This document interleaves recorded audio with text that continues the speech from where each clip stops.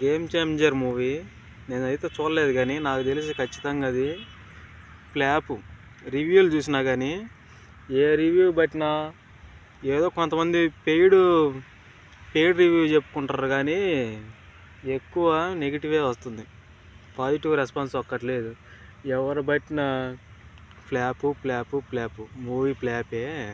అసలు ఎవరు బాగాలేదు, సినిమాకి పెద్ద కలెక్షన్లు కూడా లేవు, వీళ్ళంతా ఫేక్ కలెక్షన్లు ఇస్తున్నారు అని అంటున్నారు.